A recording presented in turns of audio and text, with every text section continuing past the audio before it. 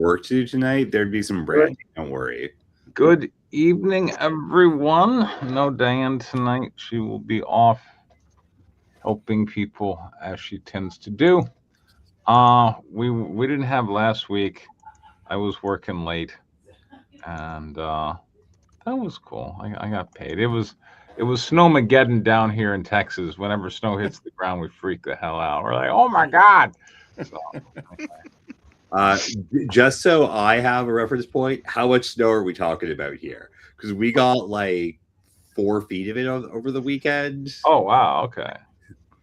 No, it wasn't. Anyway, it was like, I don't know, like 6 inches, I want to say, or something like that. But So a very heavy rain that stuck around. yeah, I Well, mean, like it wasn't. It really wasn't the snow. It was that, like like it was. It turned to ice pretty quickly, and particularly here in Texas. Like the sun will come out during the daytime and it'll melt everything, and then at nighttime it'll freeze again. that's really So dangerous, actually, yeah, on the roads. That yeah. is a genuinely dangerous problem. So that's what we deal with, and I was doing some deliveries out there on the ice and snow, just going around with my car, making sure it didn't hit anything. And I was like, the last day I had that job, Well, because I quit. Now I'm like, now I work for the school district. I work with little special needs kids. It's cool. They're they're a good group. All right. So, but because we weren't here last week, there are many scripts to go over, including I got some Lords of Iron. Um, all right, let's go in order here. So Irwin's Robot and the Girl, that was from previous. Yeah, that's previous. We read that Uh, one. all right, so we have Robert with Xano Legacy Draft. All right, so is this screenplay or is this prose? It's prose, It's prose. Okay. but I broke it out a little bit like a screenplay so that the dialogue Okay. is readily identifiable. I mean, we And we don't typically go over prose. Danny's encouraging me, so blame him. Well, we did go over a bit of it a couple weeks ago. So my reco is instead of 10 pages, because that's going to be stupid dense, Yeah. we do about 5. Okay. All right. Uh, a Nick Charles special agent Xeno Legacy. Is this like xenomorphs or Uh, it has to do with basically transplanting pig parts into humans neat? for organ transport, and Okay. and it's going to talk about the nasty underside of that business. This Hence, almost this doesn't seem like prose. This seems like kind of like I broke it out that way, yeah, just so it's okay. easier to read for you guys. Okay. All right. Fine. All right. Who wants to narrate our 5 pages? Well, It's it's got to the be first Danny. story, so I usually go first. Go ahead.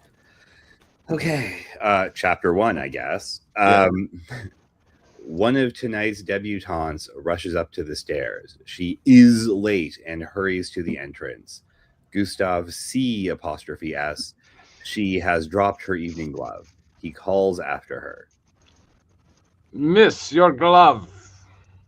Oh my, thank you so much. I'm just a mess. Oh no, you are truly elegant. She reaches for her glove. Gustav holds on to it. She looks at him, confused. He smiles and releases his grip. Enjoy your evening.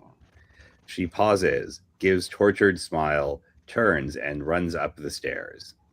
Inside, Joshua Standish stands in the wings waiting to be introduced. The hall is military austere for such a formal affair, but it is offered without cost for community events. No one objects. The walls are adorned with plastic flowers used a few too many times before. The centerpieces never quite sit right and lean one direction or another as tables wobble each time an item is placed on it.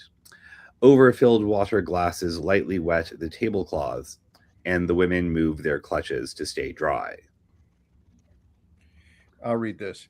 And now, for our generous host of the evening's event, the Fort Bliss Officer Spouses Association and El Paso Junior League Coalition debutantes honors the presence of retired U.S. Senator Joshua Standish.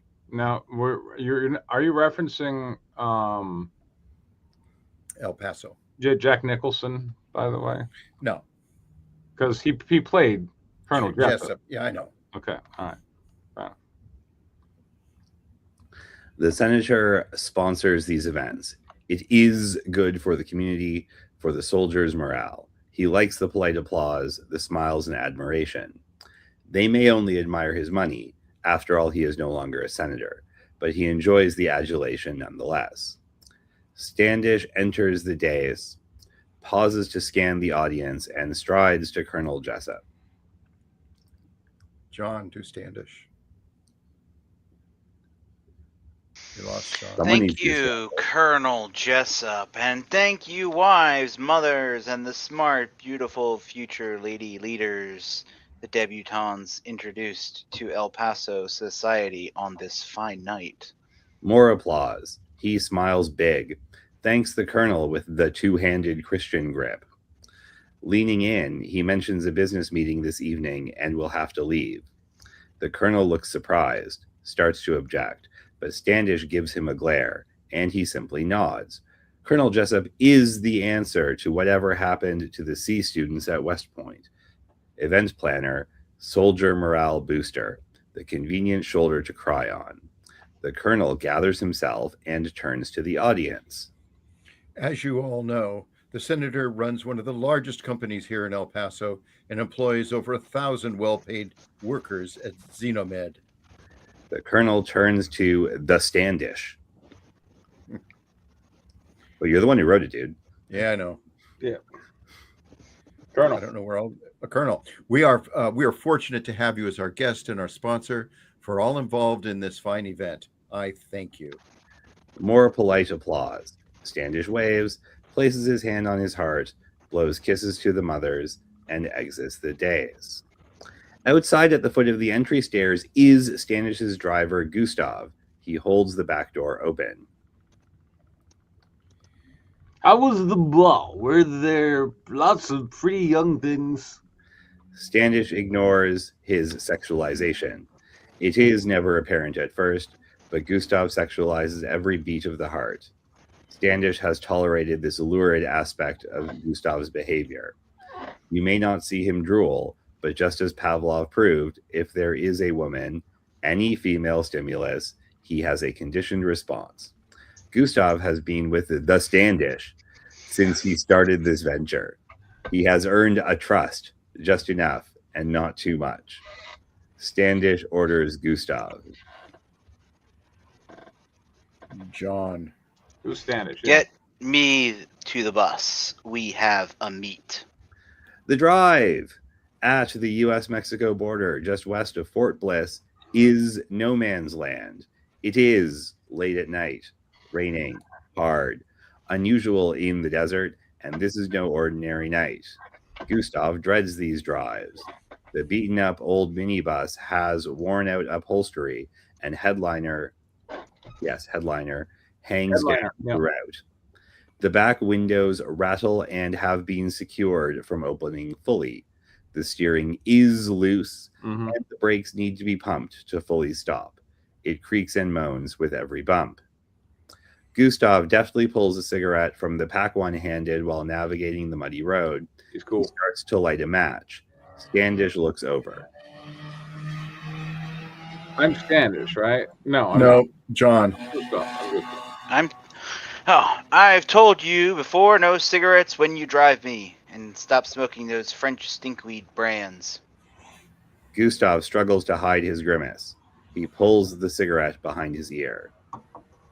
Not behind your ear. That's the stuff of trailer trash. Just rid of it. Get rid of it. Gustav places it in his coat pocket for later. The old school bus is stripped of side and rear lights, less visible to peering eyes. He knows the access road runs parallel to border fences, but rain makes it difficult. There is a breach just a half mile from road's end.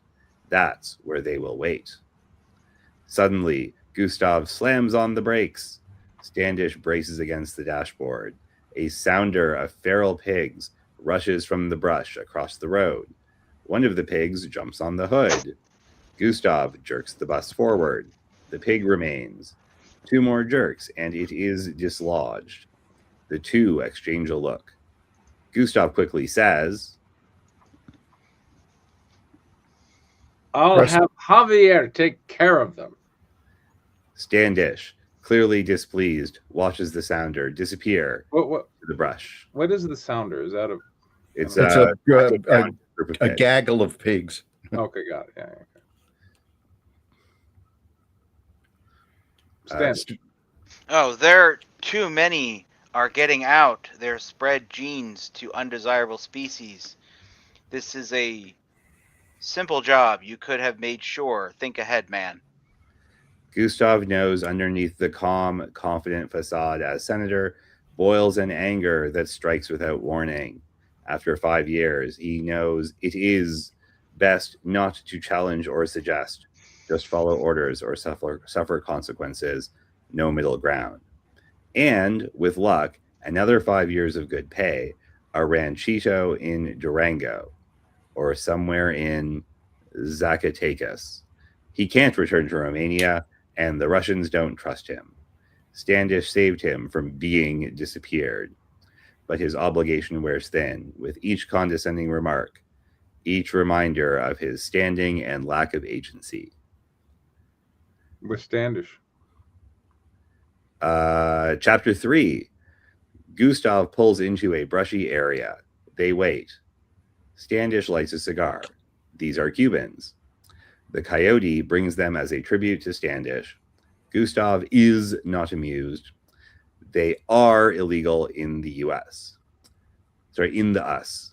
They are expensive. And Standish always makes a show of lighting them. I mean, I would. Someday, Gustav, you'll be able to afford these.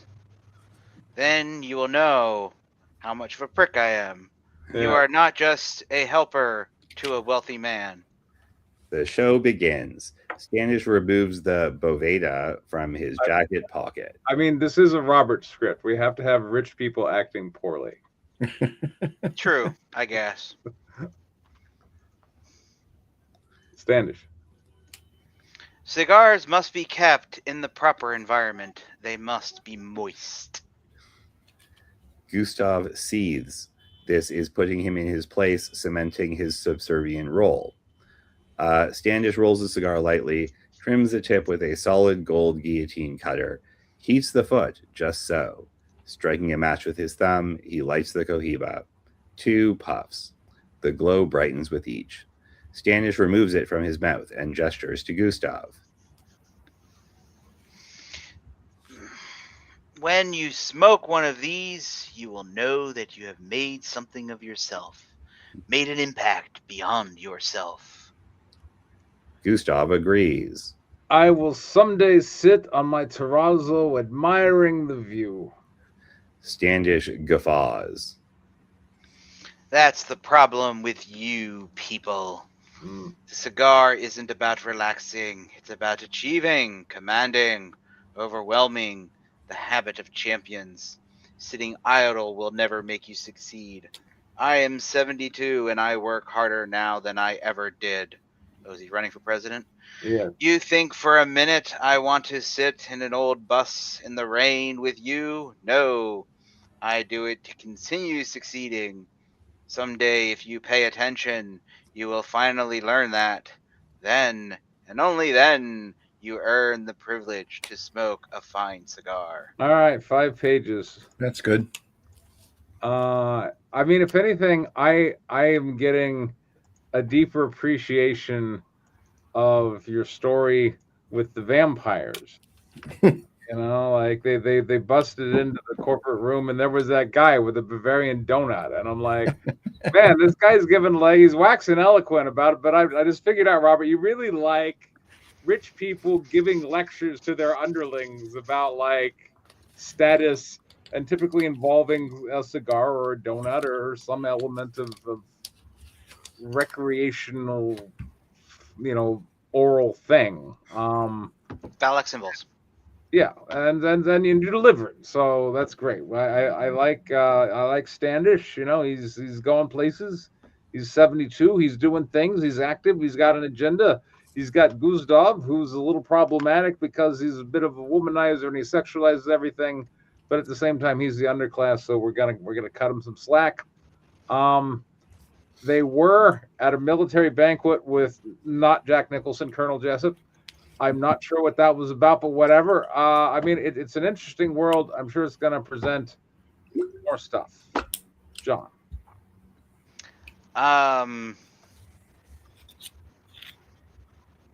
You have successfully written characters we love to hate. Okay. I agree. Standish is more obvious, is fairly obviously reprehensible from the beginning. I mean, well, all right, you get to go on constructives now, but I mean, Okay, so how exactly is he reprehensible? I mean, like, what has he done that's really all that bad? Okay, well, he's not reprehensible. He's definitely an asshole. Sure. And he's he's the sort of person you feel like you'd be very happy to punch in the face. Sure. So if he's the villain, good job. And sometimes if he's the hero, good job. We'll see where it goes. Yeah. For constructives, from a prose perspective, obviously the format is not great and needs work, but whatever. I sent you notes about that already. This is a very passive introduction to a world, which I sort of emphasized while I was reading. There's a lot of uses of the verb to be as your copula, which is not great. And there's a lot of people doing stuff and not a lot of explaining anything.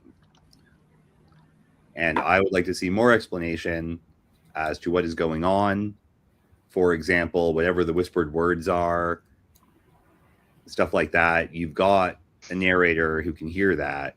So I don't know why we're not hearing that. I don't know why we're not in characters' heads, seeing how they're reacting to challenges or difficulties. And aside from establishing that Standish has some relationship with the evil company that takes migrants and converts them to spare body parts, they don't see what the point of chapter 1 is at all. All right, John. I kind of had a hard time, like, okay, prose novels, not my thing. Yeah, definitely. I will start by saying that.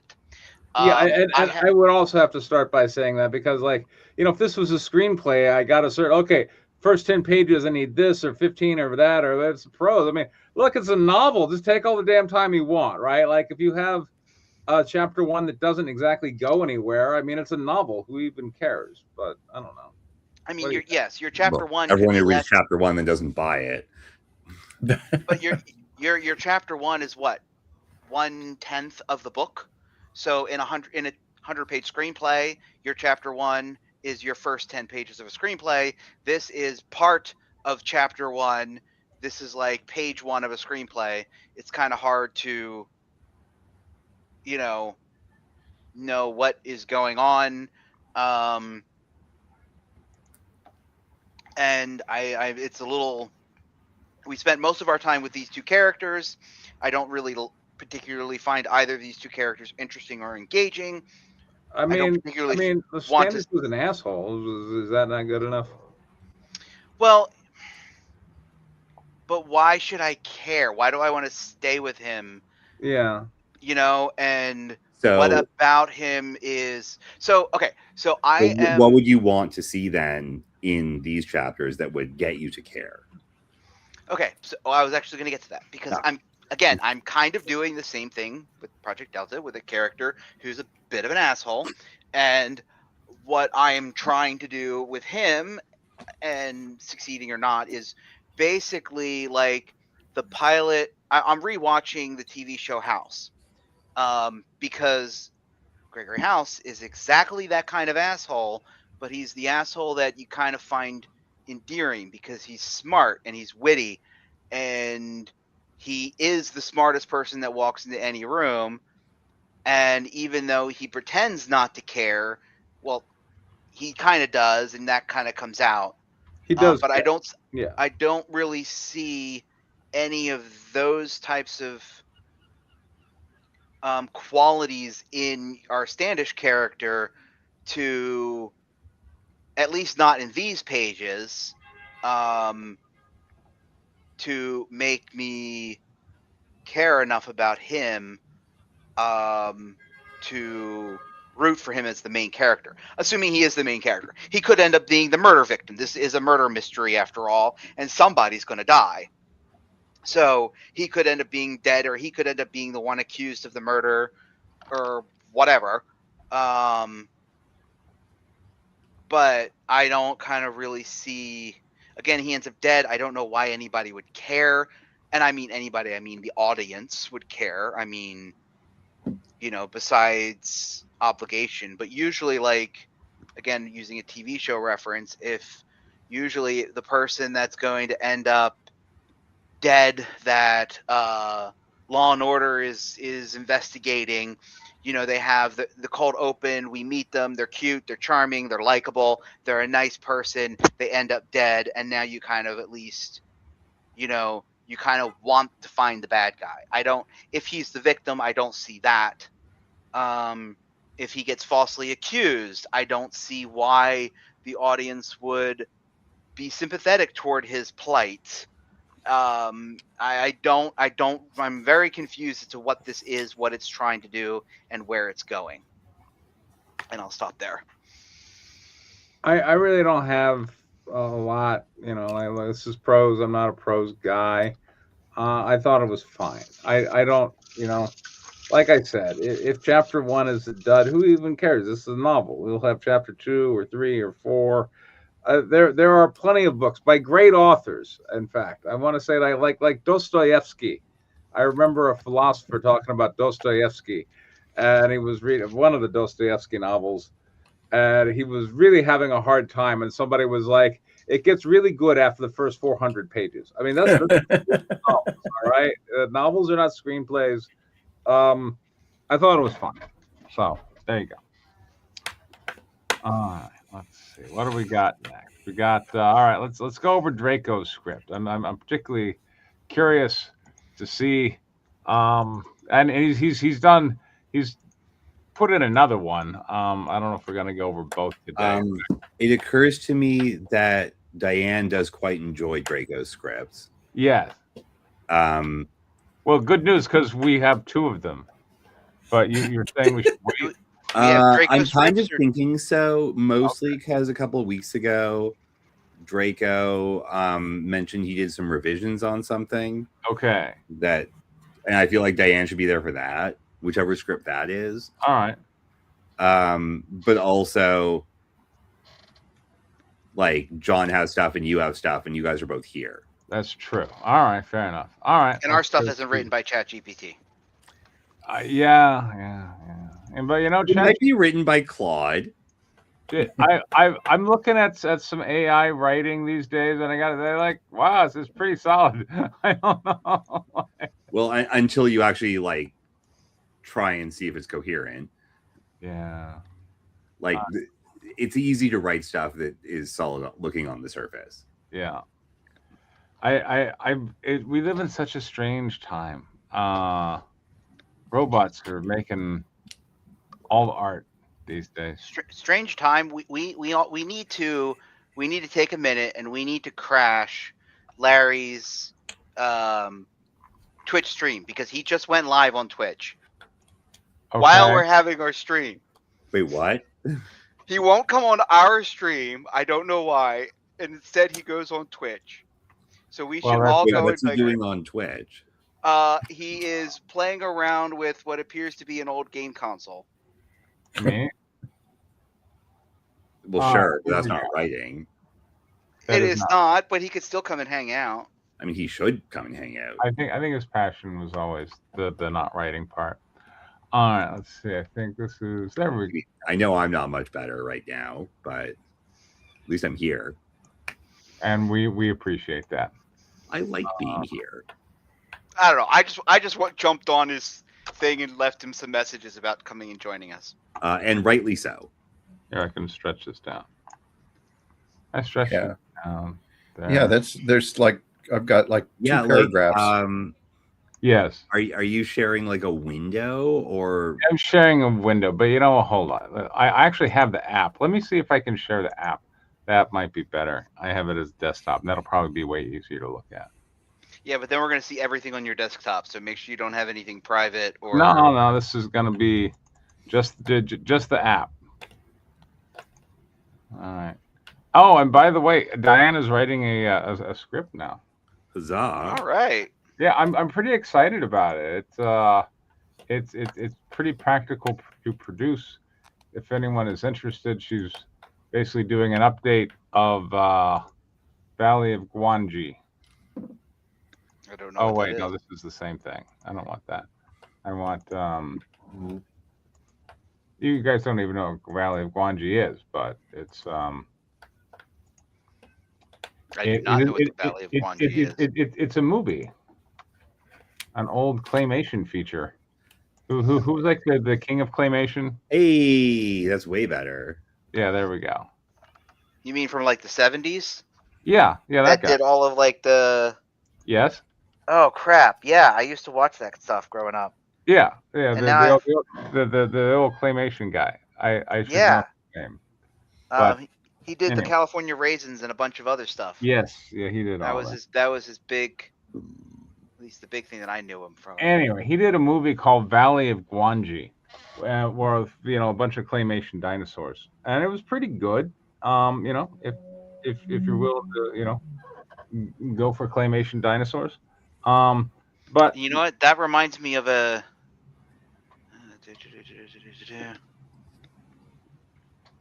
Oh, crap. Anyway, Will Vinton. But it just so happens that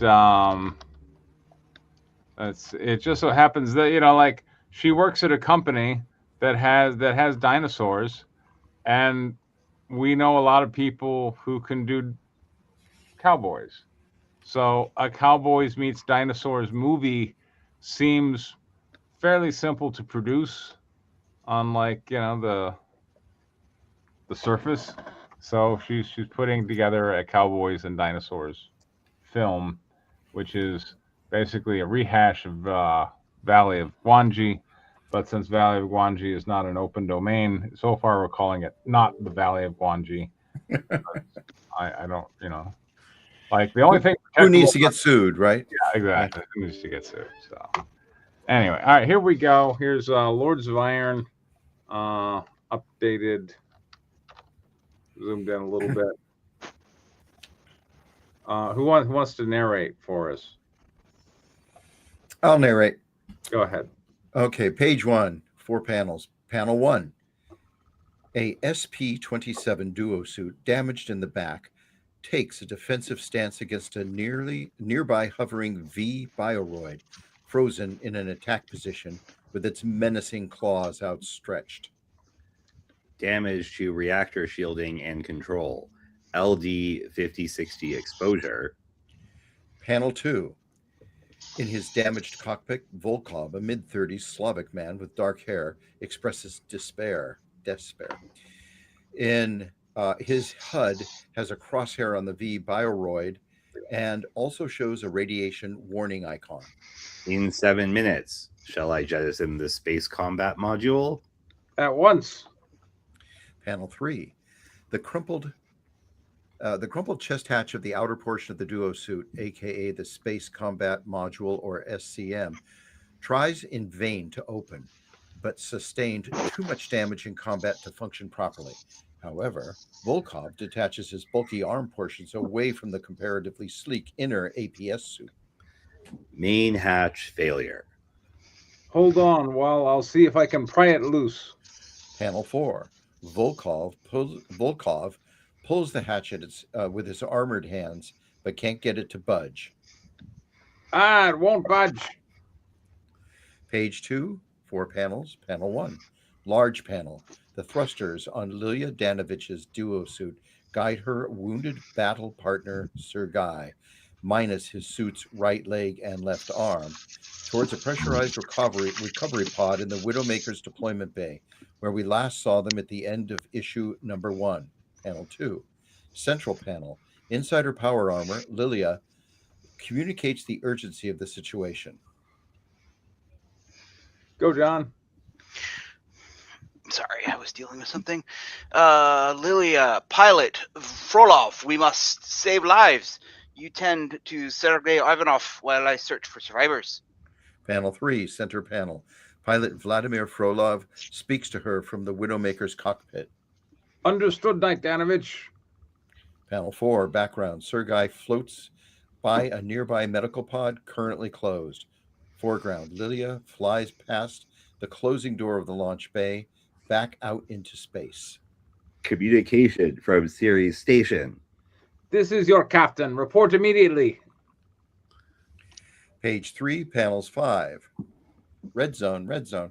Panel 1, large panel. Seated in the command center of the Ceres station, Captain Li Jun's, an early 50s Chinese male, wears a Ceres station jumpsuit, complete with rank insignia and a concerned expression.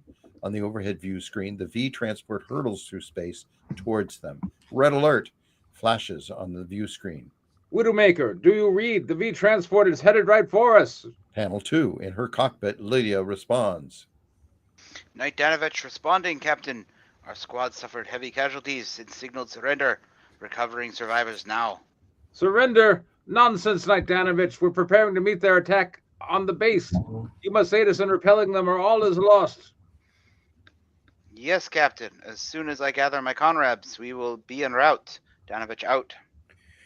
Panel 3, in her cockpit, Lilia directs her computer.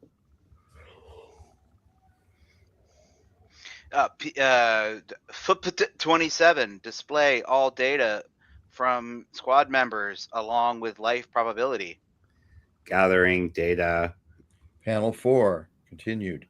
Lilia's HUD POV. Imposed on the field of stars sit 5 green... What's that? So, you know, in military terms, that's a HUD. Okay, a HUD. Which stands for heads-up display. Okay, heads-up display. Yeah. Imposed on the field of stars sit 5 green boxes, illustrating where survivors may be found with a percentage under each box. Volkov, 92%. Urukova, 87%. Petrov, 62%. Novak, 26%. Popov, 1%. Also, a red box shows the location of the V transport. Penciler note, scatter the green boxes throughout the star field and don't place them in descending order from left to right. Including transponder data, 5 squad members located. If we rescue Volkov first, what will Urkova's chance of survival be? Factoring in target speed and trajectory, Knight Urkova's chance of survival drops to 35%. Panel 5, Lilia flies in open space at full thrust. Katya, I'm coming. Conserve your air. Pilot Frolov. Panel 4, 5 panels. Panel 1, foreground. Wearing the coveralls of a United Earth Defense Force, UEDF, pilot, Vladimir, male, mid-30s, brown hair, enters the now pressurized launch bay through a door he just opened, carrying a medical kit. Still in his power armor, Sergei convulses as he floats above the floor. The stump of his right leg and left arm bleeds slightly, close to the middle, but ice crystals composed of Sergei's blood cover and protect most of the wound. Background. The medical pod opens to reveal examination table and Medi, the vaguely humanoid medical android who features a mostly white plastic body with a red cross across the middle and an expressive face to aid communication during times of high stress. I like that. Have the Medipod ready to treat Urkov in 8 minutes. Roger that. Ivanov's unresponsive so far. Greeting pilot, may I render assistance? Panel 2. Anchored to the floor by magnetic boots, Vladimir stands by Sergei's floating armored body. He withdraws a futuristic wrench from his medical case. Medi comes to stand beside him. We have 8 minutes to treat him or declare him dead. Absolutely. I'll help you remove his armor. Panel 3. Having Okay, we're going opened for the friendly Medibot. Let's go. Yeah, it's ChatGPT, right? No problem. No.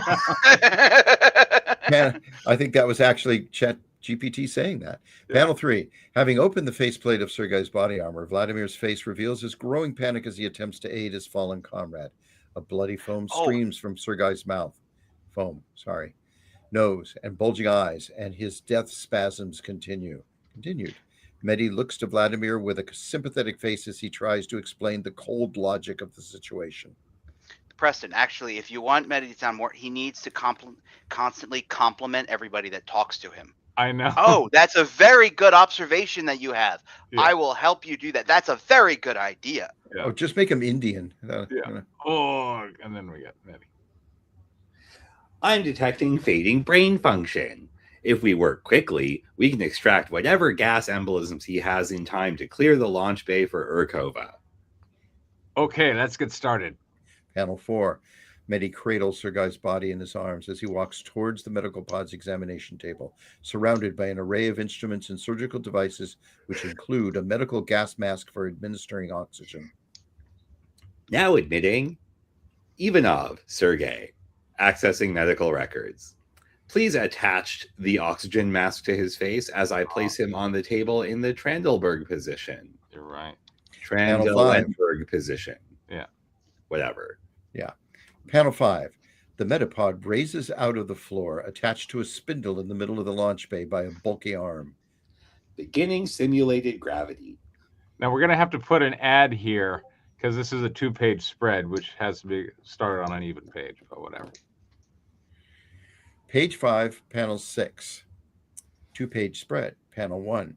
Main panel encompasses both pages, shows the Metapod rotating on its spindle axis in a perfect circle around the launch bay. Speed lines show the movement of the Metapod. Each panel shows the pod at the moment of its arc, which washed out sketches showing the pod at other times in its rotation. Panel 2. Series of panels. With. Let's go with. All right, with. Yeah. Okay. The Metapod rotates around the launch bay. Vladimir places an oxygen mask on Sergei's face as Medi stands at the head of the examination table. A scanner, represented by a powerful light emitted from examination table, like a photocopy machine gathers data, Yeah. beginning at base of Sergei's body. Yeah. Gas mix currently 100% O2. Conducting bioscan. Brace for acceleration. Panel 3. Series of panels. The Metapod rotates around the launch bay. Medi stands calmly. One hand of Vladimir, one hand on Sergei on the table. If this is a comic, shouldn't that be O-numeral 2? It should be. But really, this can do It should be subscript. I want it to be a O2. subscript. It just Yeah. wasn't very good at subscript. Well, that's a conversation to have with your letterer. Yeah. Medi. Oh, look at that. 0.2G achieved. Coming up to speed. Panel 4. The Metapod rotates around the launch bay. The survey complete. The computer superimposes diagnostic images on top of Sergei's body, showing large gas bubbles in his heart and brain as Medi and Vladimir look on. Now experiencing 1G. Ooh, they have cell phone service. Yeah. Diagnosing patient Ivanov with heart failure, massive stroke, gas bubble embolisms in major organs. Not dead, but recovery unlikely. Beginning physical extraction of the gas embolisms. Cardiac stimulation to follow. Panel 5. The Metapod rotates around the launch bay. Vladimir watches and holds Sergei's body steady as Medi pushes a large syringe needle into Sergei's chest. Please hold patient steady, attempting extraction of gas embolism from right ventricle. Panel 6. Vladimir holds Sergei's head to the table as Medi drills into the back of his skull with a medical drill. Please steady his skull as we extract the gas embolisms from his brain. Anyway. And then, yeah, that's the 2-page spread there. Page 7, panels 4. Panel 1. Lilia flies towards the distant Widowmaker, cradling Katya's damaged duo suit, which continues to leak atmosphere. Don't talk. Breathe shallow. Almost there. Panel 2. In her cockpit, Lilia tries to comfort Katya. Frolov. Panel 3. Speed lines show the medical pod rotating on its arm around the shaft. Inside the pod, Frolov holds Sergei's head to the table as Medi uses a drill to bore into the back of Sergei's skull, causing the blood spray to spray over both of them. How's the treatment? Slow going. His heart stopped. We still have 3 cranial embolisms to remove before we attempt CPR. How long to finish the procedure? Panel 4.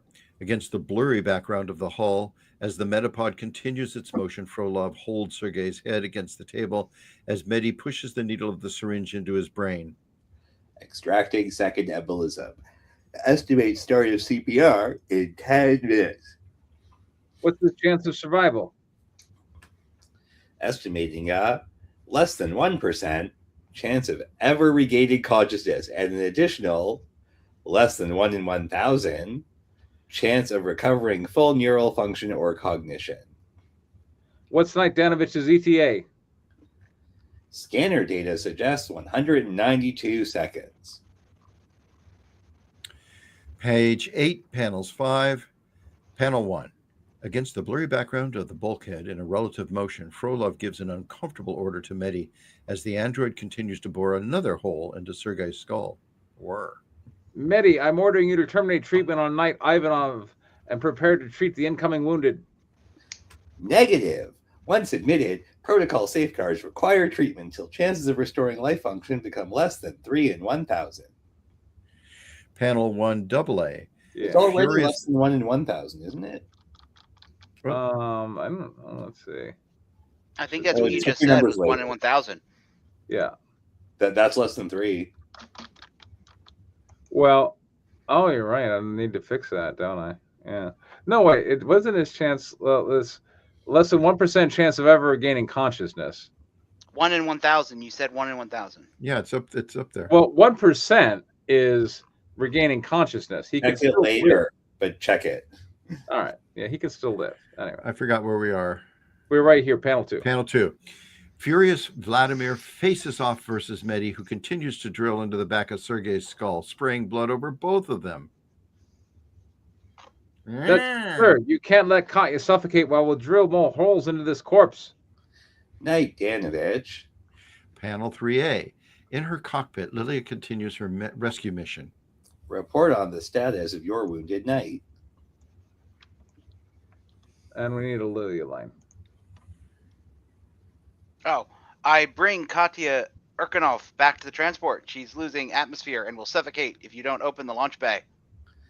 What's her suit's interior pressure? God, this software gets this wrong sometimes. I don't know. Anyway, Panel 4. Lilia curses in a fury as she scans her HUD display for Katya's vital signs, which are electronically superimposed over the visual of her suit. I read 0.05 atmospheres. Panel 5. Medi prepares to drive another syringe into the third freshly drilled hole in the back of Sergei's head as Vladimir Frolov considers violence. What does that look Hardly like? fatal. If we work quickly, we can depressurize the bay and recover Nitrokova within 15 minutes. and if she loses atmosphere too fast, Then we aboard Ivanov here to save her life. bullshit. Yay! Page 9, panels 4. Panel 1. Frolov watches helplessly as Medi drills the fourth and last. Where do we go? Yeah, Fourth and last hole in the back of Sergei's head. Whir. You're a machine. You're supposed to save lives and follow orders. My programming is quite clear on triage circumstances. Once admitted, a patient can only be abandoned if dead or if it will cost the life of another. Frolov looks to leap LEAP off to the rotating medical Oh, pod, you're right. but it's too hazardous. Medi looks to him, but continues boring into the back of Sergei's head. Nah. I'm getting off this thing. Pilot Frolov, please do not attempt to exit the pod while it is in motion. You stand a high chance of sustaining life-threatening injury. How did you miss the opportunity to have a please keep your arms and limbs? Yeah, inside the roller coaster thing, yeah. I think so. Panel 3. Vladimir picks up the scalpel off of the tray and considered how best to snuff the last spark of life from Sergei's corpse. Medi brandishes the bloody medical drill and interposes itself between Vladimir and the table. The robot's face, a red menacing devil designed to frighten the unsuspecting. Fine, I'll kill him if that's what you need to save Katya's life. Pilot Frolov, I am authorized for violent responses to any attempt to injure a patient. That's panel 4. This is the software puts in weird stuff. I don't know why. Anyway, there we go. Foreground, brandishing the medical drill, this menacing version of Medi squares off against Vladimir holding the scalpel. Background, Sergei's corpse rests on the examination table. See Put the corpse? scalpel down now. Well, he's pretty dead. Okay, page 10, panels 4. Panel 1. In her full duo suit power armor, Lilia cradles Katya's damaged. God, it has a mind of its own. Anyway. Okay. In her full. This is why I don't like online software that thinks it's smarter than you. I would rather manually change my panels every time. They add AI to this? It didn't used to be that stupid. Anyway, it's been like this for years. Anyway, go ahead. Okay, panel 1. In her full duo suit, power armored, Lilia cradles Katya's damaged suit in her arms as she hovers outside the launch bay of the transport. Lilia. Oh, what the hell is going on in there? Panel 2, changing tactics, Medi's face returns to one designed to project a calming response in the viewer during times of stress. Pilot Vladimir Frolov, every moment you delay me can be measured in the cost of human lives. Now put the scalpel down and allow me to return to my work. Panel 3, defeated, Vladimir puts the scalpel back on the tray as Medi... Whoa! Sorry. I can't read that fast. Yeah, obviously. We're right here. Panel 3. And Medi turns back to Sergei's corpse. Yeah. As requested. Thank you. Do you require my assistance? Nothing further from you. And here, yeah. Because suddenly the machine's very catty. Yeah. Well, it had to brandish a medical drill. Anyway. Foreground, Vladimir stands stewing in his impotent rage. Background, Medi returns to boring a hole in the back of Sergei's skull. Whirr. Night, Danovich. I expect to begin CPR in 260 seconds. All right, there we go. 10 pages.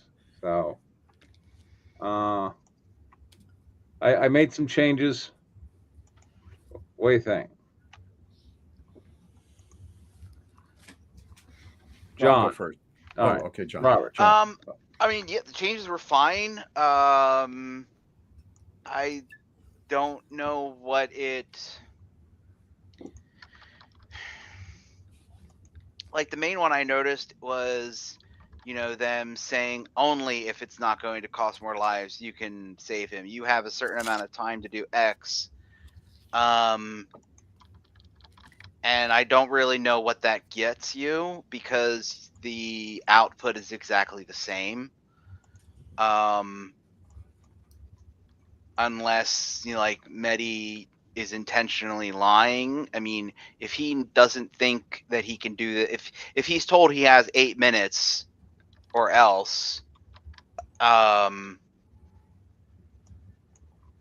don't know how he would calculate he could do this in 8 minutes. And then if that makes no sense. That whole thing makes no sense to me in light of the fact that you're still having him get locked in there. Yeah. So I don't really know what that gets you.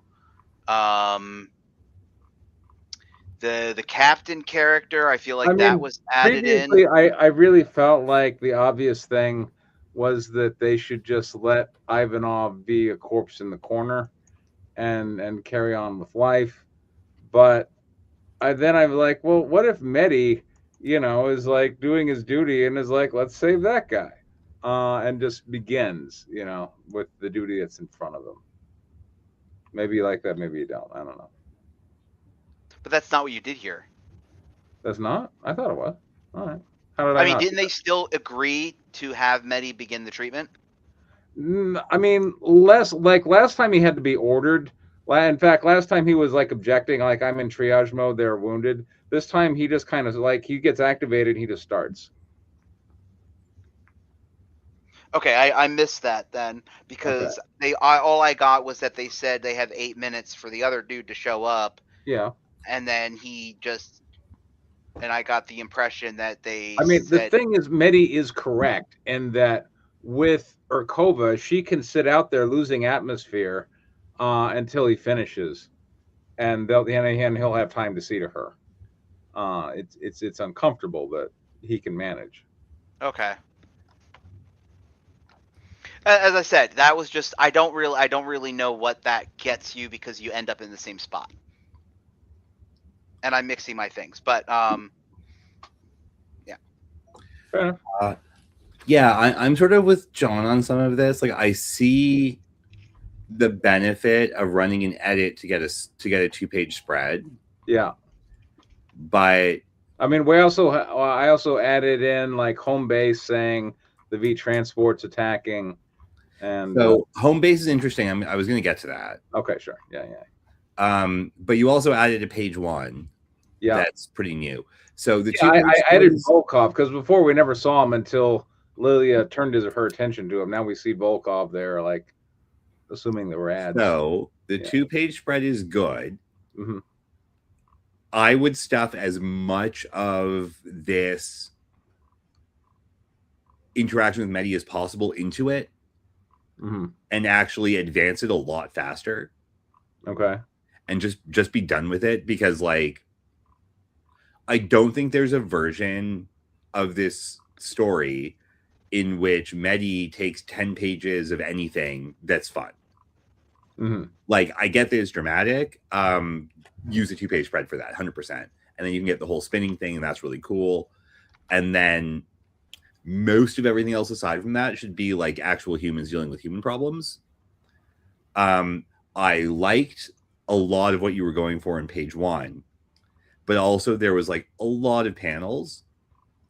So like, and it's been a while. I know you're not really a splash page for page 1 person, but I mean, you've picked a good image. So use that image, make it way the hell bigger, and just like have him receive the signal of like, report, are you dead or not? What's going on? And then we know that there's this guy in trouble. That's all you need to sell. There's a guy in trouble in deep space with a biomechanical evil thing that he has defeated. Right. So you can do that in one panel. And then you get some really cool art. You remind people about the world and how critical the situation is. Hey, there's a guy dying right now is a pretty good start to a comic, because there's immediate obvious drama. I think the home base stuff might almost be better if Volkov just sort of reports on everybody else, like, guys, home base just called, we need to go here, there's an attack happening, and now we're doing this, how fast is it going to take? And he's going to try and get everyone else to hurry up, while he's also dealing with this asshole robot for medical care. So you can lose the page of that and just have him report it to anybody else, because I know the page where, again, the first issue, before everyone went out, there was a lot of guys on the ship. Yes. They might all have been knights, but let's say some of them came back and are happy to help out. So they're going to be guys. Even if they're going to be very Russian. Oh, why we rushed so hard? We just got our asses kicked. Well, they're attacking over here, so move your ass. And we can give that in the exposition like a lot more efficiently than spending a whole page on it. And then we can, once we've finished with this scene, and then we're dealing with the other triage stuff of who are we even going to rescue in the first place, or like, search for and then rescue in the first place, which is what Lily's doing, and she's our protagonist, so spending more time on that is always good. Right. I know you wrote some good stuff for that. Like, that should take up a good chunk of the comic, and then like as soon as that gets close to being over, you can just sort of reinsert that crisis at the other station. Yeah.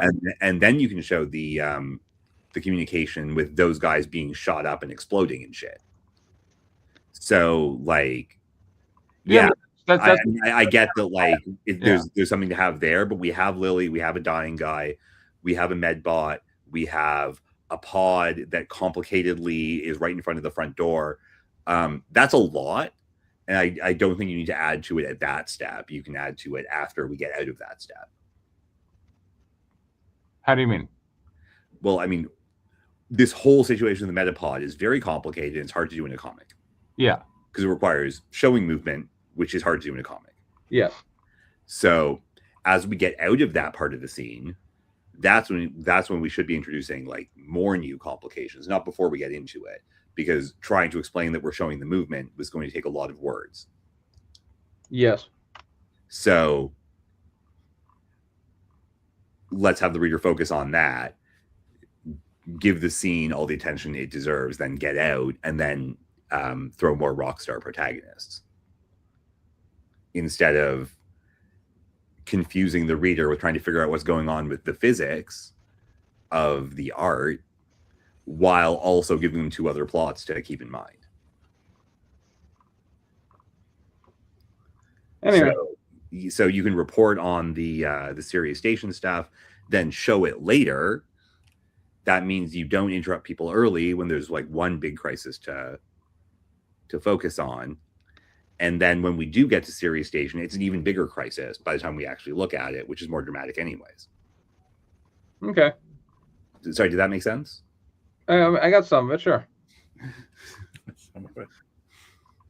Robert, what you got? Okay. I enjoyed the progression you've made with Medi the robot, and I want more of it. Thank you. I think that it's what you. Here's my understanding of it. That the human components that you've given it, the facial expressions and things, are designed to interact with humans and Yes. communicate the emotions. And I think you need to go with that even more. And in the beginning, Danny added a component to it by the way he narrated it with this kind of jaunty voice that was like welcoming, like somebody who is a greeter at a party or something like that. Oh, so glad to have you here. We're going to be doing operations on embolisms, and almost take it in like a jovial standpoint with Medi, no matter how serious it is. That combined with the seriousness and the real-time rating of the person's chances to live are what stress out. I forget which character it was. Not Sergey. Frolov. Yeah, Frolov. Frolov is stressing him out. Maddie's just going there. Yeah, this is cool. This is cool. And we're going to do this. And no, they can wait. We've got 3.5 more minutes, and she's not going to die till then, so we'll save her then. And that's just freaking the guy out because Medi's got it all under control. So that real time understanding from Medi and the flashes of anger and compassion automatically changing, at computer speed, is also freaking out Frolov. And so it's like, you're at the mercy of a computer yet again. Mhm. And I enjoyed that. I thought that the more humanization that you've or the affectations or the whatever they are, the elements of humanity within that computer turned into efficiency are really frustrating. It's like, why don't you see what we need to do? You gotta kill him now, let him go. And Right. well, no, there's still a freaking chance. So I enjoyed.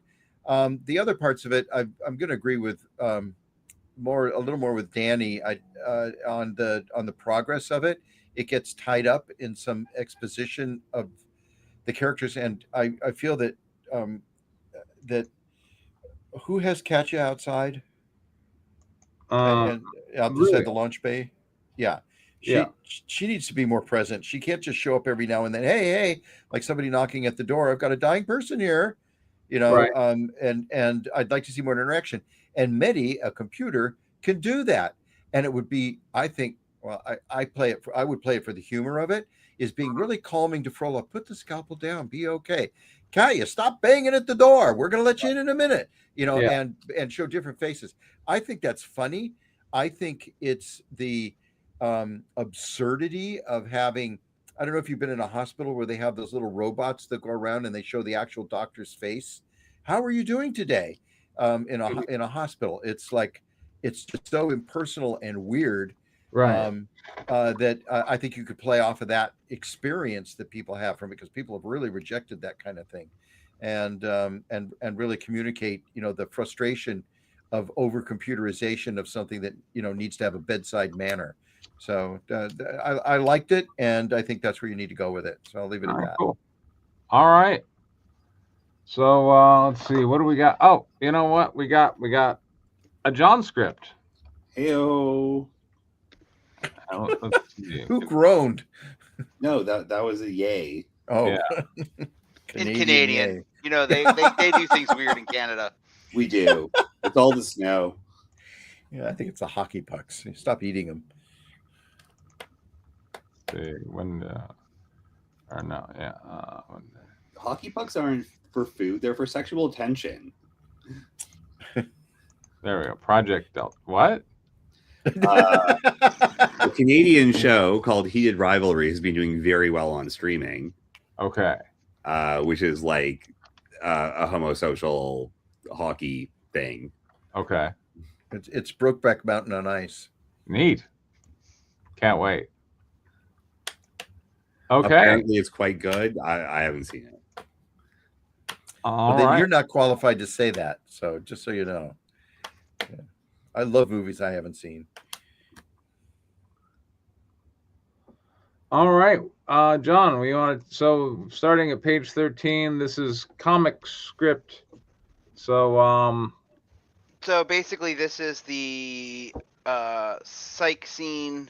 We're gonna spend like 6 pages of 2 guys sitting in a room talking.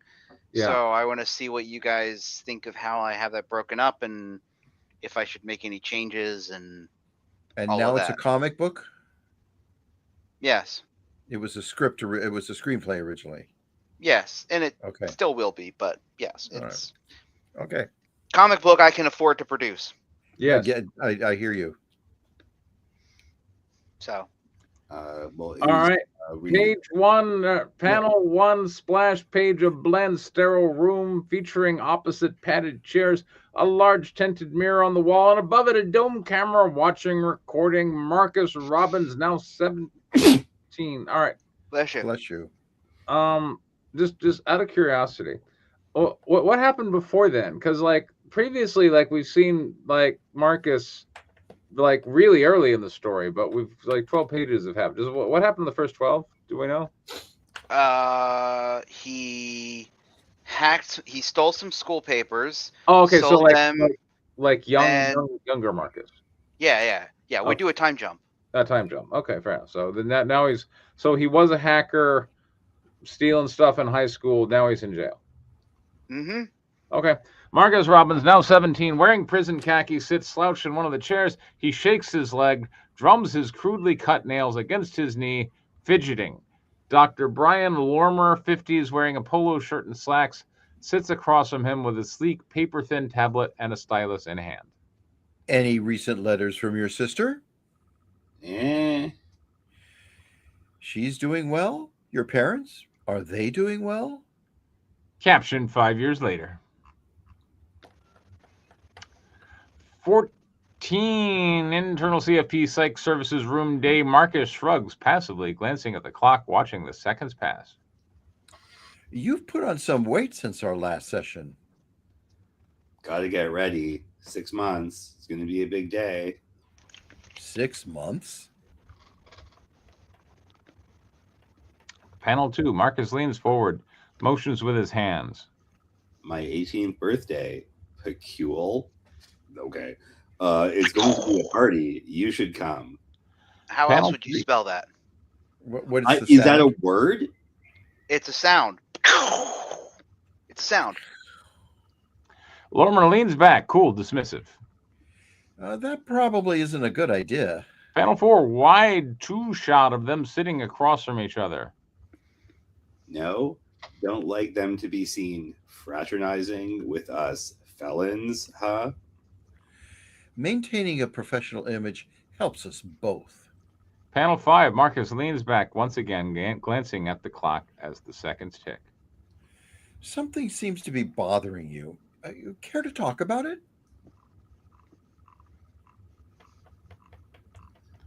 15, panel 4. Number 1, Marcus leans forward, getting engaged. Sorry. Lormer remains cold and detached. Do you like math, Dr. Lormer? Statistics? Sometimes. Do you like math and statistics? Marcus smirks as if he's unlocked the secret to life itself. I do. They're like puzzles. You learn the rules of the game. Sometimes you win, sometimes you lose.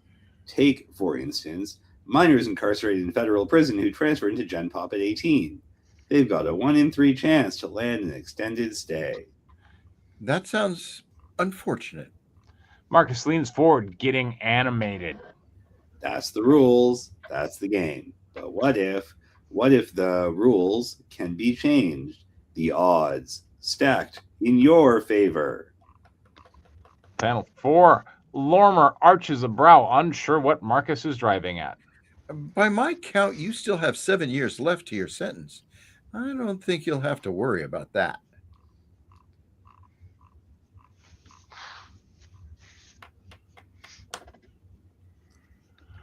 Page 16, panel 5. Interior CFP Psych Services room day. Marcus nods, leading Lormer deeper into his story. Lormer attempts to remain professional, detached, but curious, so he allows Marcus to continue. What about Tino Alvarez? We're here to discuss you. He only has 9 months left, but ages out of SHU in a week. Tino's a good dude. Just got in over his head. Captured special housing unit, an area of the California Federal Penitentiary sectioned off from the general population to house minors or other vulnerable individuals. Panel 2, Lormer smiles, thinking he's making a connection with Marcus, but Marcus pivots into another direction. You see yourself in him? I see a first-gen Puerto Rican who is asshole gangbanger of an older brother, dragged him down into the shit, and all he wants to do is go home. And he will in 9 months, as you pointed out. Marcus grabs his shirt like it's heart. Maybe his body, but what about his mind? His soul? Marcus makes a stabbing motion with his hand. What about when some MS-13 shithead puts a shiv in his hand and makes him stab a fool? I think like it should be foo, like F-O for that one. Yeah, foo. Like stab a fool. Lormer interjects, attempting to regain control of the session. We're here to discuss you, remember? 17, panel 1, the seconds on the wall clock tick. Panel 2. That's totally drawable. Good job. Panel 2, over Lormer's shoulder, we see his tablet chimes a notification. Forced perspective on Marcus. He chuckles, ready to pounce. Well, what's so funny? That's the thing, Doc. We're actually here to talk about you.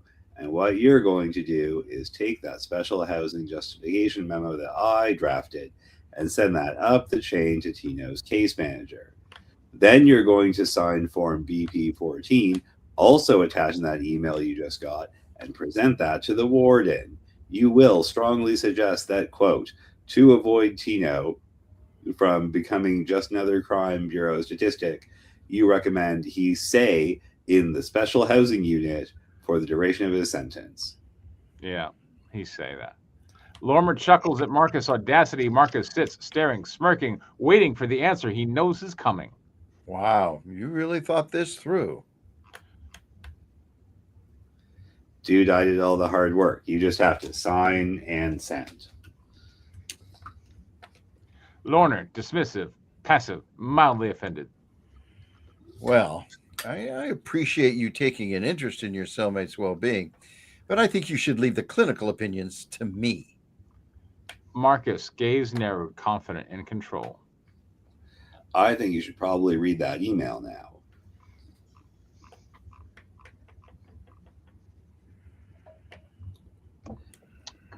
CFP Psych Services Room Day. Panel 1, two-shot. Lormer shakes his head, not buying it. Marcus presses his advantage.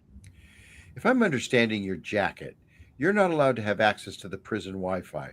Just admitting to me that you broke protocol. It could. Good thing this room isn't audio recorded, huh? Actually, you'll be really glad once you click on the link in that email. Panel 2 on tablet. An email window sits open to brianlormer.phd@cfp-ca.gov from Totally Not Marcus at privatemail.com. Subject read me body. Click me https://streampoint.live/v/098x-gx9q. Not a virus, I swear. Panel 3. Marcus does the Boy Scout salute. Lormer taps on the video link. Totally not a virus. Panel 4 on Lormer's reaction. Lormer's eyes go wide in shock and horror as sounds of two men engaged in sexual intercourse plays loudly through the tablet speakers. Oh, shit. Panel 5 on Marcus. Marcus busts a gut laughing as Lormer taps the tablet frantically. Told you, you'd be glad there's no audio recording in here. Oh, shit. Oh, shit. 19, panel 1. Lormer's mind races. This is faint strains of color. I know what you're thinking. Quote, thank God I recorded myself banging an inmate of consenting age, end quote. But I'm pretty sure that violates some ethical clauses, huh? And your wedding vows. So, oopsie. Panel 2 on Marcus. John, you are the voice of the youth of today. On Marcus. Marcus laughs, dominating Lormer professionally. That's You see, domination, bitch. I mean, that is a job, but I don't think that's in this script. You see, I bugged your cell phone over 6 months ago. You really shouldn't let your 13-year-old install pirated games on his Xbox, which is connected to the home Wi-Fi, which you connect your phone to. Smart homes, am I right? Panel 3 on Lormer. Lormer's expression turns to rage. If it wasn't for the dome camera pointed at them, he'd strangle Marcus where he sits. All right, back to the subject at hand. Tino, he's really good for my mental health. Panel 4 on Marcus. Marcus leans in. No more smiles and smirks. It's time to get serious. God, this keeps happening. So you're going to file those 2 docs today, and you're going to do whatever you have to make sure Tito stays in the SHU until the end of his sentence. Otherwise, a typed email with stills and video will appear in the warden's and your wife's inbox. They have a shared inbox? That's cute. In 48 hours.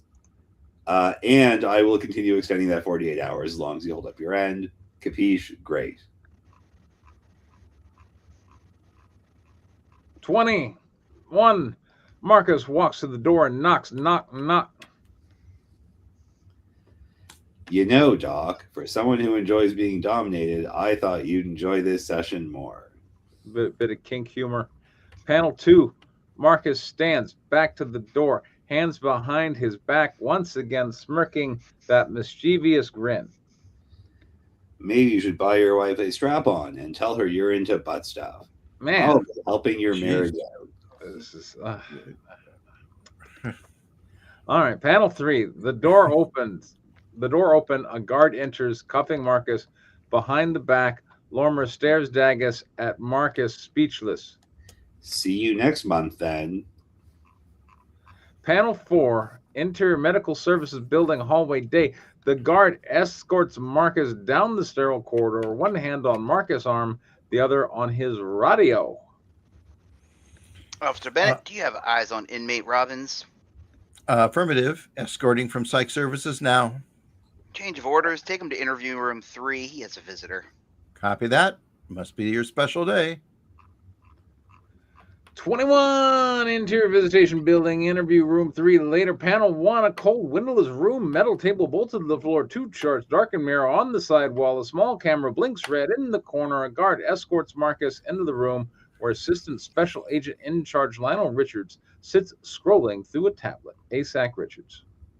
Good afternoon, Mr. Robbins. Officer, hands on the table, please. The guard shoves Marcus into a seat, handcuffs him to the table. I'm the Assistant Special Agent in charge of FBI Los Angeles Cyber Task Force. Oh, hell yeah, you are. Panel 3, Richards hands Marcus a tablet. Background, the guard exits the room. ASAC Richards. Recognize this? Panel 4, Marcus scrolls through lines of code.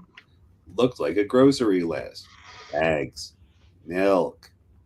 No, wait. It's the list of reasons your wife left you.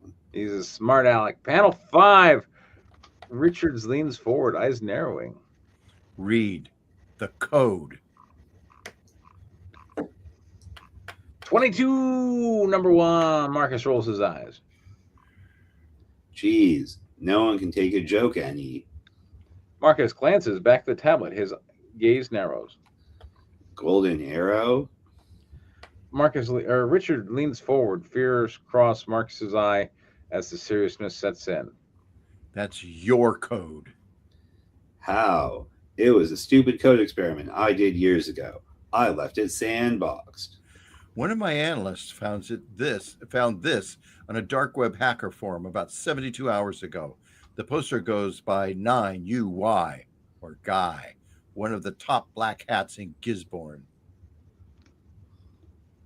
Panel 4, Richard leans back. Marcus' focus turns to rage. Guy's the one that sent me that bogus code that leaked my IP address 5 years ago. He's the reason I'm here. The reason you're here, young Marcus, is because you stole $5 million from GulfCon Industries. Marcus dismisses Richards. That's not what he wrote. I know. Marcus dismissed Richards. Stole? It was in an offshore tax shelter.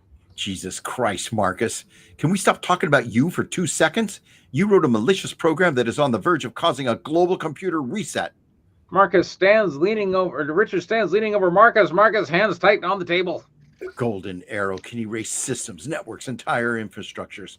Lives depend on them, including the one life beside your own that you actually care about. Sophia Robbins, your sister, the treatments keeping her alive rely on the very networks Golden Arrow can now destroy. Dun, dun, dun. All right. Stuff happened, John. Very good. We got a few more pages.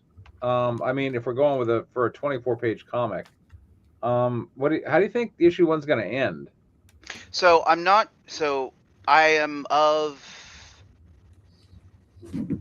Okay, so right now I'm up to, in my conversion, page 26, there's 2 more pages. So the next 2 pages is basically going to be him leaving the prison and the car ride, with page 25 being when they arrive at the FBI building. So I am of 2 minds as to whether or not what I'm calling the prelude, which is the first 12 pages, are going to actually be part of issue 1. That was one thing I was going to ask you guys about. So that may not be issue 1. I might save that for the graphic novel release as kind of a bonus 12 pages of story if you buy the graphic novel. And then basically this would be the first 10 pages. And then that would give us another 12 to 14 pages of him doing FBI stuff, which is kind of more of what the premise of the story is going to be. So I'm kind of leaning toward that idea, but I also wanted to see what you guys thought of that, as well as these pages. Do these pages work as a cold open? Well, I mean, it's not exactly a cold open, right? We started with like young Marcus doing. No, the question is whether or not this is page 1 through 10, or is page.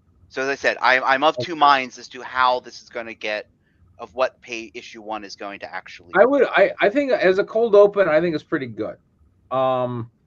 I might have some reservations if this was how he ended the issue, because like I want issue 1 to end on a cliffhanger that makes you just have to see what's in issue 2. I don't know that we're doing that, but I think this is a good cold open. We're introducing the characters and the situation very quickly, and that's If this is page 1 through 10, then issue 1 should end when the hospital hack occurs, which was my original plan.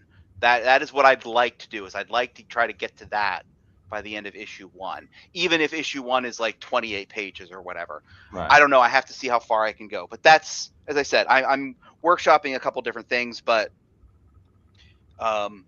that's what I wanted to talk about and see how this plays in both scenarios. Right. All right, I'll shut up now. Let you talk. All right. Anyway, I think it's fine. If these were the opening pages, issue 1, I'm in favor, as you're proposing, or maybe not. Anyway, but you've thrown around some different ideas for where these pages go. I like them at the start.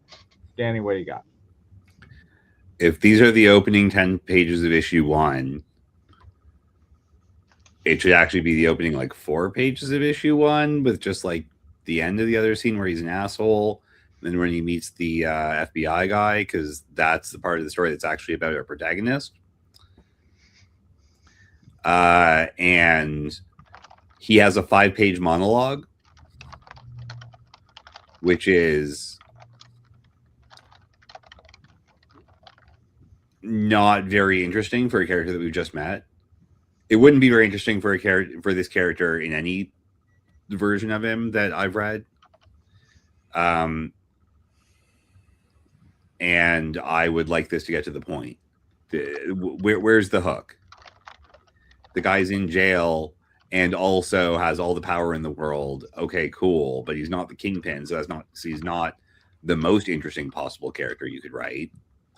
And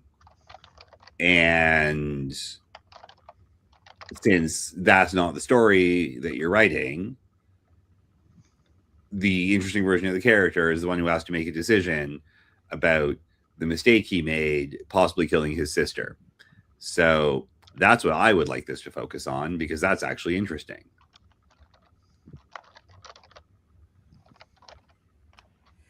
Robert. Okay, it dragged horribly for me in the exchange with Lormer, with the shrink. I think that could be reduced. I think that's the point, one of the points that Danny was making.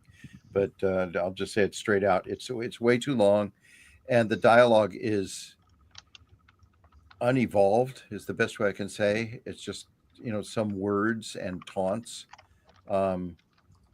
So it didn't engage me, is the best way that I can put it. And it really becomes an issue when you get to the FBI agent and you have sparring taking place and you see emotion going on and people are talking to each other. They're so different. They're so vastly different in the exchange of, what are the stakes? Well, one of the stakes is the entire world. The other one is something you actually fucking care about, which is your sister. And the underlying issue is that this is all fucking illegal because you're doing it from jail, and you idiot, you left that thing in the sandbox, so you're stupid no matter how smart you think you are. A perfect case for Dunning-Kruger effect. It's I mean, one is interesting and engaging, and the other one is like, please let this shrink session end. And and I John, I know I sound like a broken record with your stuff, because I always find that you always have something that like just works and another one based off of it that is like dull. If you can work some of that excitement, some anger, some passion, some reaction from the shrink to what Marcus has done to him in that first part of it, then it becomes acceptable. But right now, it's just like we're slogging through to an end of, the frustration of Lormer being caught and all of that. But we don't know enough about Lormer to worry about how, so what, he's caught. He's a sleaze bag, and all he does is repeat the stuff that Marcus says. I mean, he's a nothing. And if we're going to destroy him, make him something. So we've destroyed something. Make him, be arrogant or bold or strong or, totally confident about what's going on. Or worse yet, like, you go ahead and try to bug me with that, fuck you. It's not going to go anywhere. And let the tension hang in there somewhere. Do something with that first part. I love the part with the FBI agent. I think you did a really strong piece there. Obviously, and Danny, I'm sure would point this out, you have a lot of stuff in there that's holdover from the script, which are sound cues and things like that. The tablet rings out and all that things. I know you can, that can be drawn and illustrated, but a lot of it depends on the noise. They're like cues. And so I think that might need to be looked at again. The expert on illustration, as I'm finding out in the most hard way possible. But I think that you've got 50% of that was good. The other 50%, not so much. So basically cut the scene in half. I would, absolutely. And then it would be, and give Lorimer some balls. Got to destroy something. You can't destroy just somebody who's totally vacuous. I mean, there's nothing to Lorimer. Who cares about him? I mean, I don't want to get too far off into, like the screenplay pages we've seen, but I was, as I've said previously, like, because a lot of it happens like off season. Like I'm wondering what the big set piece is that we're eventually gonna give, that we're gonna show in the comic book. Like big thing, big whatever, explosions and whatnot. Danny. I mean, yeah, like as I was saying before, like the scene really drags with Lorimer, and most of it doesn't need to be there because it doesn't tell us very much about Marcus, aside from the fact that he's an asshole, and he's already being a bit of an asshole to the FBI guy. So yeah, it really should be cut, I think, to the interesting part where our protagonist is suffering. Yeah. All right. You got any questions, John? Nope. Should we go on to Cannonball? Yeah. Sure. Okay. Wow. This is the last one I've got time for today. All right. Well, I'm a huge fan of Cannonball. I look forward. I'm glad that Robert was posting some Minotaur pictures. Yeah. As I put, like, we're actually going over. Well, no, it's good that Robert's reading novels. Like even that that Minotaur sex book will help him in his current novel writing endeavor. There you go. It's just research, right, Robert? It's cool. You don't need to be embarrassed. There you go. It's impossible to embarrass me. All right. Exterior Callahan Ranch House Corral Night. Abrams holds a lantern high, light spilling over the blood-soaked corral. The mass slaughter glitters wet in the glow. We certainly got set pieces. We get to action. Loving it. Doc takes a long pull from his laudanum flask, then stands inside the fence. Abram follows, lantern in one hand, the other resting on his holstered revolver. Interior Callahan Ranch House Night. Eli tends to the hearth, brewing coffee in a soot-black pot. Harper sits on the couch, staring into nothing. Milo rests his head on Harper's leg, letting the young deputy stroke his coat absently. Ain't right, ain't natural. Harper doesn't respond. Eli pours 2 thin cups, sets one beside Harper, then settles in a nearby rocking chair with the other. The door swings open. Abrams, Doc, and Doug enter, grim and trail-dusted. Coffee's on. Good man. Doc rubs chilled hands, pours himself a cup at the hearth. Abrams and Doug sink into the couch. Milo glances at Doug but stays with Harper. I don't know what we'll do. Without the cattle, we ain't got 2 nickels to rub together. You'll rebuild Doug. There you go. We can rebuild him. We have the technology. Yeah, we're gonna rebuild 20 years ago. Medi, where's Medi? With nothing but grit. I had my youth then, no youngins to feed. Elizabeth ain't going nowhere, and you've got 2 strong boys to help. Whatever's out there, it's liable to come back. Eli's right. Doc pulls up a chair, sips his coffee. I've seen wolf packs tear through buffalo like paper. No wolf pack could have done this in one night. Wolves kill to eat. This thing killed for the pleasure of it. He takes a slow sip. Words hang heavy. Takes a special kind of evil to slaughter for no reason, but the joy of killing. I've seen rabid dogs turn on their own masters. Madness don't need reason. Rabid packs possible, but the sickness don't make them sociable.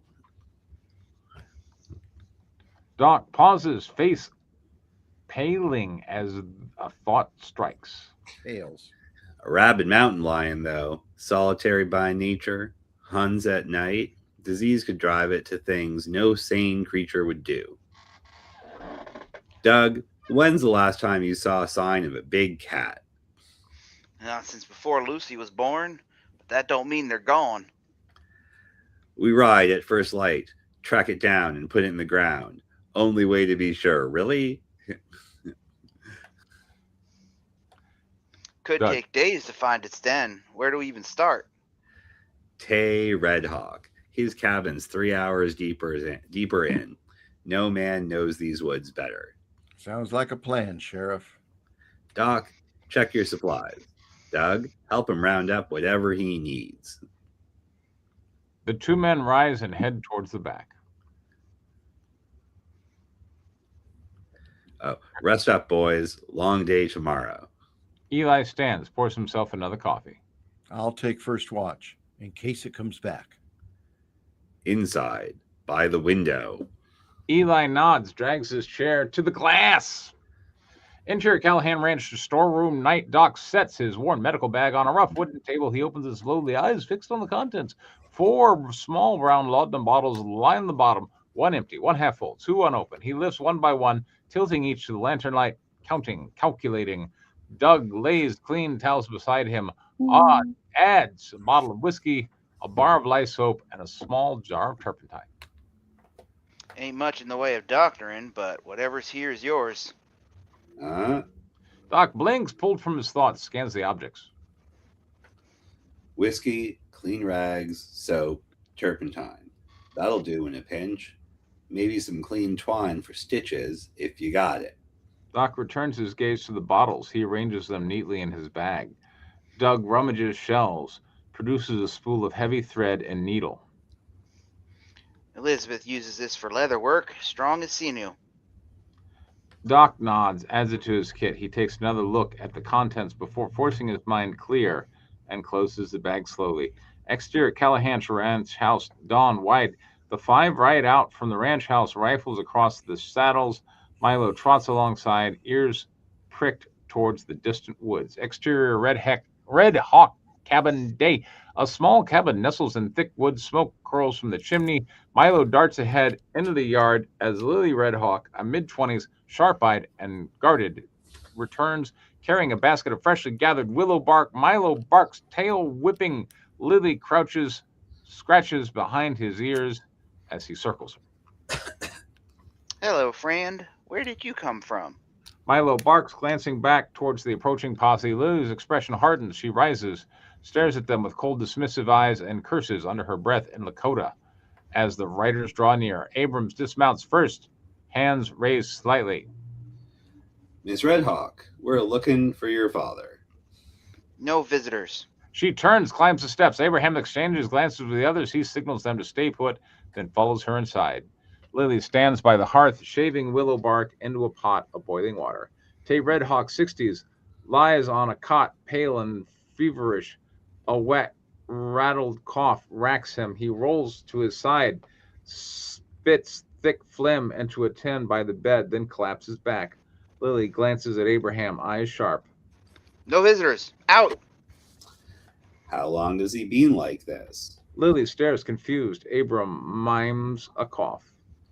How long? 2-3 days. Let me have Doc look at him. No, no white man medicine. Please, nothing without your say-so. He's my friend. Let me help. Lily hesitates, then turns to the back of the cabin. Tay coughs again, deep, painful. He spits, leaps back weakly. Abraham steps closer. Tay, how you holding up, old-timer? Tay looks up, voice then. Sheriff, what brings you this far? Doesn't matter now. Doc's with me. Mind if he takes a look? Tay glances at Lily. Tell these white men we don't need their help. Tay chuckles weakly. It turns into a guttural cough. He spits again. Lily's worry flash. The white doctor can look. No touch. No medicine to make him sleep and not wake. You have my word. Abrams heads to the door. A beat later, Abrams returns with Doc. Abrams hangs back, giving Doc space. Lily returns to the hearth, steering the willow bark tea. Doc approaches the cot. Ken kneels. Hey, Tay, missed you at the poker game last week. Caught fever instead. Poker's more fun, I reckon. Doc pulls out his stethoscope. Sheriff, a hand? Abrams steps up, gently helps Tay sit forward. Doc listens to Tay's lungs, front and back sides. He frowns as the wet cackles and dull percussion. Pleurisy. Infections deep in the lungs. He's burning up. Needs fever down. Rest. Something to ease the cough. Lily strains the willow bark tea, brings the steaming cup. This will help. Doc smells it, nods. Willow bark. Good for fever and pain. You've been giving him this? Days. Not enough. Doc considers. I want to give him something to sleep through the night. Laudanum, small dose, enough to rest, not enough to keep him under. Lily's eyes narrow. He sleeps. He may not wake. Tay's my friend. I wouldn't do anything to hurt him. Tay looks at Lily. You can trust him, child. Lily hesitates, then nods once. Doc adds a few careful drops of laudanum to the tea. Another big sip, Tay. Doc helps Tay drink. Tay grimaces at the bitterness, then leans back. Doc props him up with rolled blankets. Keep him like this. Gravity helps the lungs. Cool towels on the chest and forehead. Doc places a cool cloth on Tay's brow. Rest now, friend. Tay's breathing slows, eyes drifting shut. Lily watches, guarded but softening. Exterior Red Hawk Camp Day. Ellie shows Harper quick draw moves with his Mervyn Huberts. That's impossible. How? Practice, kid. How come I never heard of you? You gotta be faster than Jesse James. Doug sits on the port bench, Milo's head in his lap. Don't believe everything you hear. Abrams and Doc step out. How's Tay? We'll know in a couple hours. Damn it, Sheriff. We don't have a couple hours. Day's half gone. Tay will save us more time hunting than we can lose waiting on him. We stay till the fever breaks. Lily steps onto the porch. Why are you here? The men fall silent. Abrams takes a breath. We need a tracker. Something tore through Mr. Callahan's herd. Think it's a mountain lion gone rabid. Lily turns sharply to Doug, eyes narrowing. Foolish white man gets what he deserves. Miss Red Hawk, we're man enough to hear what you've got to say. No help. Go home. She looks at Doug. Dark winds take you. Lily turns and walks back inside. All right, we had stuff happen. We had, let's see. All right, we had a lot of people talking. I'm trying to think what got done and resolved. I mean, look, we had a murder scene. We had like a lot of people that was like they were looking at the murder scene. They were going, "What is this?" So it kind of builds a sense of foreboding because they're looking at the carnage left over by the monster, and they're kind of guessing, what is it? Is it this? Is it that? We have Lily, who's caring for someone sick, and she is not on board with the other peoples and think that they're, I guess she thinks they're cursed, but definitely foolhardy and gonna go die. So that also builds up like monster tension. So good job in that regard, Robert. Um, the motivation for the hunt evolves, and I think it's moved from where you had it before. So they're out there, and the exchange with Lily tells us a lot about the tension that just exists separate from the monster. So there's like two layers of stuff that they have. These are obstacles they have to overcome. So that adds some depth and some strength to it. Um, and their dependency on somebody who's sick is yet another challenge. So you've introduced several obstacles to overcome. How are they going to do it? Will they succeed? These are questions that the audience, I think, will be curious about how you resolve them. That's All right, Annie. I mean, a lot of stuff happened. There was a bit where one of the characters seemed briefly likable. It was the kid with the gun. Eli. Yeah. So that brief interaction made him seem likable. It's hard really for me to keep track of all the characters because there's so many of them this early. And I can't really tell what tells them like what their roles are, and they all seem to have the same voice most of the time. So that was good. Lily comes across as being suspicious, so if you're going for that lands. Yeah, everything else is constructives. Constructives, go ahead. This scene's really long for we can't get the guy we want, let's go get someone else. Well, that someone else is going to be Lily, but yeah, I know. Yeah. So he could just be dead. He could be out. We're not really seeing a lot of Doc doing any particularly good doctoring because he's not allowed to. So there's a whole lot of hullabaloo that doesn't seem to go anywhere. Like, it's more interesting that the doctor left and then had to go pick something up from the ranch full of dead cows. Which putting him at risk. Yeah, putting him at risk. Yeah. Well, also, he's so stupid he didn't check his shit before he left. That built more character than any of this stuff.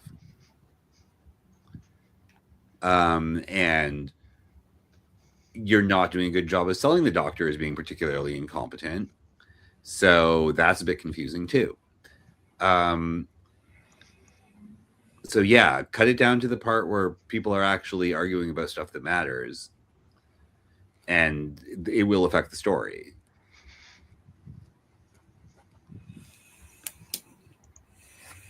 Like, whatever the situation is at the Lily's camp, just be in like the worst version of that so we can just get on with it and introduce Lily. Because right now she's an unnecessary gatekeeper and not a very good one. and she's supposed to, yeah, well, that, and she's supposed to be a protagonist later. So like, why don't you show us what she cares about aside from not white people? Because that's not a positive thing to care about. Good point.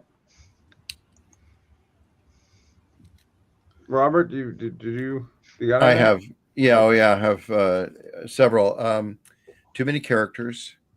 You have a tendency to do that. I guess they solve movement, story movement problems. Get rid of them. Make it like 3 guys and that's it. 3's the max. I don't know who you'd cut or who you combine, but I think you need a job doing that. 3 people die too fast. Yeah, good point. Yeah. mean, They can meet you people complain on that there's a lot of people here, but I need to spread out the deaths. So they're all gonna die. They can't all die at once. So Yeah. Well, they're gonna they're start dying within it probably looks like within the next 10 what I pages. see is they're going to be standing around because they got nothing to do. You know, they're waiting for this guy. You know, they're practicing their gun shooting. They're talking. Um, you know, yes, I've seen that in other stories, but you got to give them more to do. That they can't just occupy screen. I think Lily needs to be a lot stronger and more intimidating to these guys, and you know, not just rolling over like she lets the guy walk in anyway. She says three things and they're all run over. They all go away. And it's so you're not building her strength at this stage. And as I recall at the very end, she's kind of like, I'm going to say almost like thumbing her nose at them, that that they've been destroyed later on when they're on that the area. Lily goes out and there's I don't remember the details of it, but I think it's the same character where she's there and other people go out and try to capture stuff, but she's like the lone person left. You need to make her, powerful, and she looks weak here by the way you structured it. So that to me is needs to be fixed. I'm going to stick with my position that even though you're going to kill off a lot of these guys, Every single one of them. Hey, you know, it's a really good way to make an ensemble cast interesting when they're wandering around in a group is split them off into pairs so they can actually have conversations instead of standing around. Well, they don't know where they're going yet. We'll talk about other stuff. Like you started it with the guy. Here's what I'm saying. The interesting gun stuff demo. I remembered was Doc and whoever, where Doc shows that he is unprepared, and the bit where dude's testing his gun, someone else is impressed. Those were the two interesting character moments. And you need more of each of those. There's two people not interacting with anyone else. So, do more of that. Oh, they're traveling. They're going 2 by 2, and you can see 3 conversations happen, and not one big group conversation where Abrams talks constantly. Yeah, maybe you turn it into something like we're going to split up because we don't want a big group that they could, that this monster could take out all of us at one time. So we're going to have, a mile between each of us, each of these groups, and they all have kind of different conversations that tell us about who they are, so that we actually give a shit when they die. That something's missing. You've built something in the world, and then when they die, well, who's going to fill that void? Who's going to fill that void? And then in the end, if Lily's the final survivor, she's the one who fills the void because she's the one worth keeping. I'm just stretching it. It's just there's just too many people standing around. That's my problem.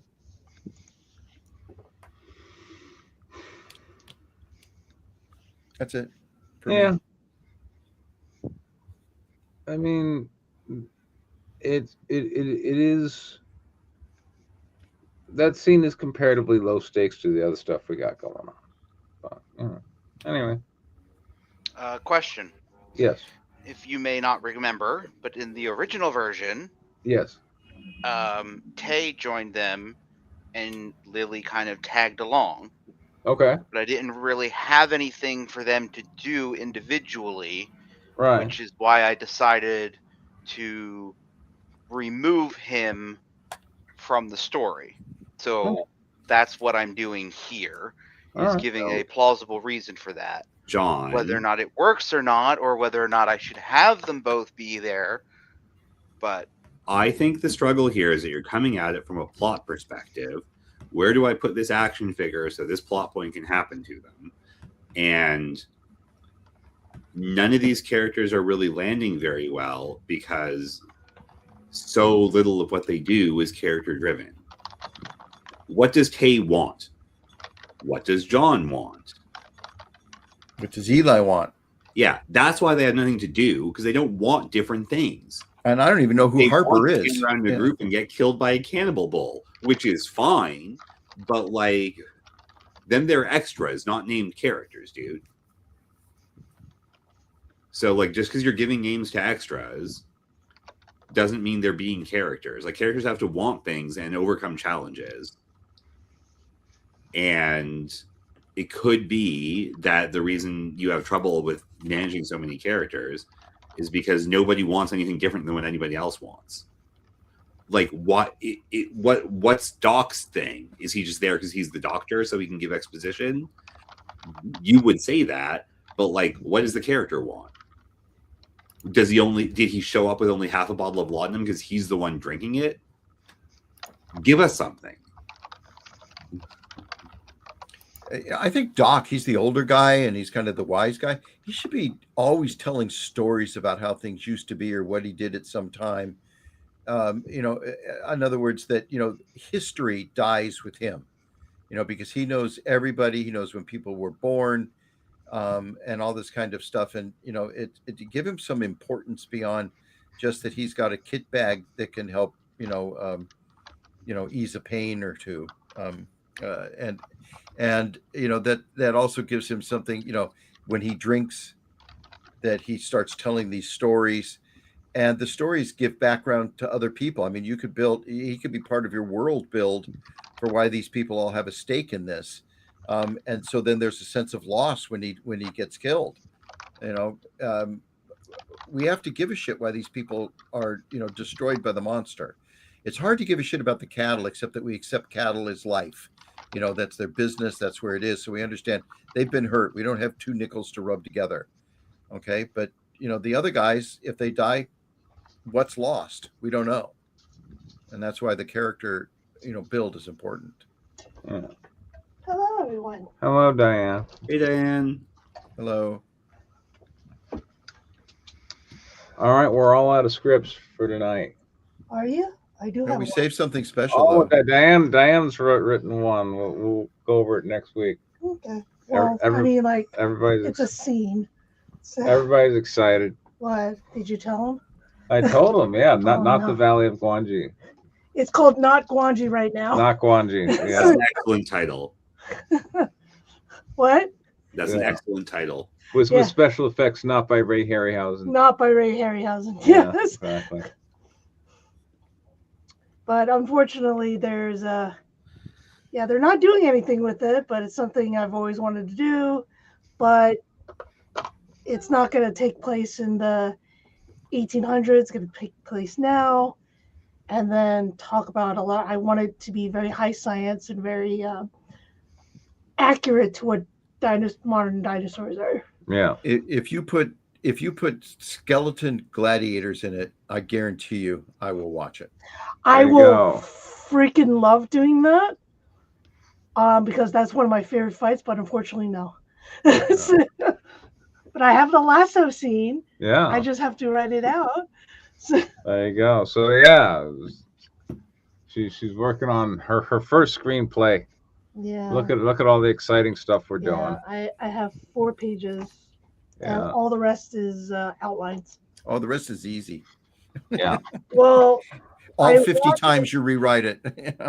well, right now the outline's pretty huge, and so I have 2 versions of it. I have one that's cheap way to make the film, and the expensive way to make the film.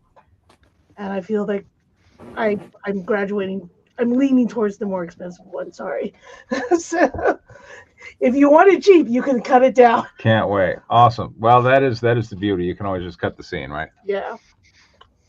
All right, cool. Next All week right. we'll have a Diane Yay, next week. and some Draco scripts. You got to be here next week. We're gonna have your script. We're gonna have some Draco scripts. I know you love Draco scripts. Yay.